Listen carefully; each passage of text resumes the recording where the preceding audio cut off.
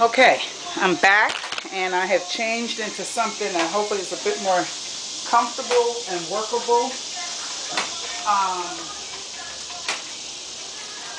I was entirely too hot with the other things that I had on, and so I needed to do something quick.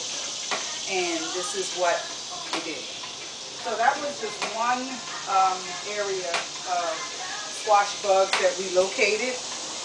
Let's see if I come a little closer. Some reason for sound, I would like for it to be a bit closer. Let's see what that's like. Okay, and so we're out here today looking for squash bugs and squash bug eggs so that we can squeeze. Oh, there's one. Oh my God.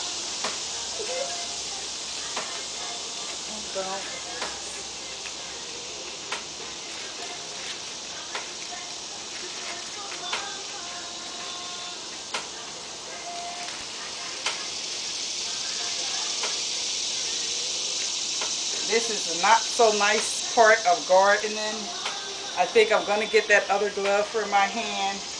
This is the not so nice. Look at that, is a bunch of squash bugs that were nested on that particular leaf.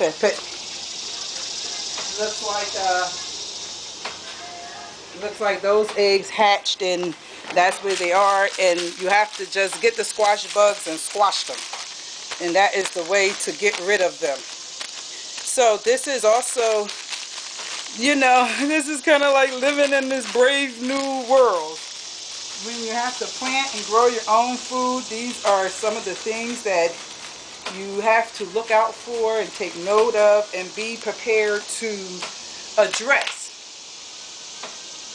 And of course, squashing bugs is not a pastime that is in any way pleasant, at least not for me. And, you know, I also kind of think about the benefits of, you know, the therapeutic benefits of squashing them, because I can imagine that these are some of the people who have caused me active and intentional harm, and just squash them. If it could be that easy. Now I'm going to be bending and turning and so forth. Please forgive my backside and so forth if I turn in a position that is a bit offensive.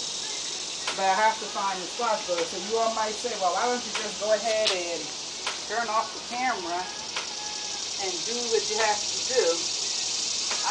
Oh, there's tons of them. Oh, I have a really bad problem here.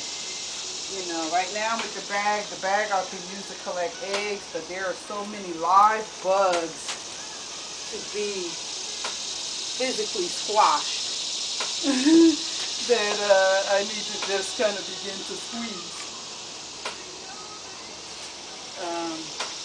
It would be nice to have help and to have somebody out here. Yeah, that's never a big one. Woo. Nasty, nasty business. Yeah, it would be nice to have help, somebody to talk with and laugh with and be with, you know, doing this. But other people in my world and in my environment are not concerned about survival, because this is purely survival. And then by default they're saying they're not interested in living. Really, no.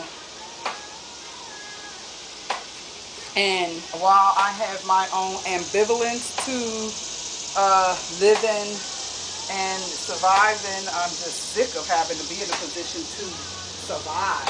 I'd like to be able to work on actively living, yet I'm forced into this position of survival, having been born in sin, in a sinful society, and people who think and behave in very abusive and actively intentional, harmful ways. Then this is the position that I am in, and I have to deal with it. So, there's another watermelon over here. And I suppose it's probably time for me to come out and begin to pull up some of the squash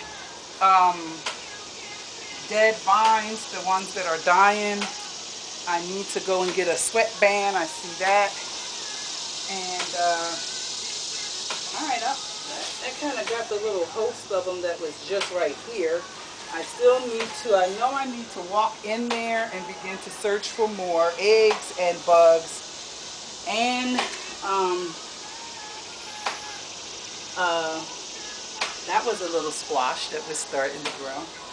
And I'm concerned because my legs are exposed and those little white flies, they kind of bite at you.